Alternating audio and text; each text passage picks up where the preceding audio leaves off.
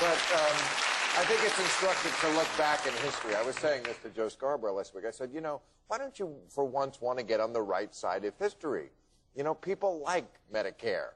You know, people like the Voting Rights Act. You know, these things actually worked out. And in 1961, I want to show you, this is real. Ronald Reagan put out, and I love that pose, by the way. It's not easy to actually, you know, do that. People with sclerosis can't get in that position, but I guess this is how they did it in 1961.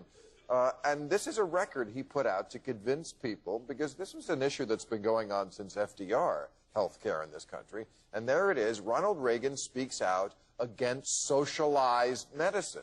Trying to get, this is something you'd have people over your house, you have coffee, and you'd listen, put the record on the, seriously, you'd put it on the turntable, and Ronnie would speak against. So I just want you to hear something, a fragment of this. This is what his prediction was. This is a prediction of what would happen, the slippery slope we would go down if we engaged in socialized medicine. So play a clip from Ronnie's record. From here, it's a short step to all the rest of socialism, to determining his pay.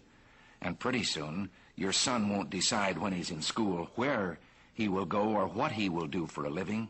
He will wait for the government to tell him where he will go to work and what he will do.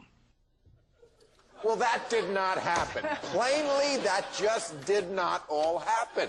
And somebody on their side has to come up and own up to that didn't happen. Well, we got a hold of some other records that Ronald Reagan made in 1961, just to show you that it wasn't just socialized medicine. Look at this. Ronald Reagan speaks out against seat belts. Once a government establishes its authority to make you strap yourself into your car seat, it's just a matter of time before some bureaucrat is deciding how fast you can go or on which side of the road you have to drive.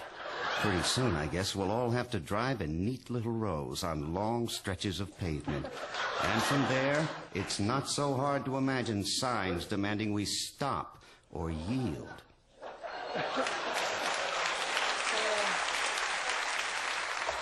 Ronald Reagan speaks out against color TV.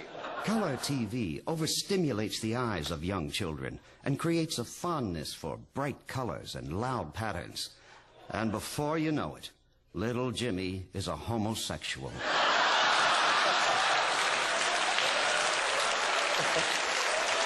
And finally, Ronald Reagan speaks out against clitoral stimulation.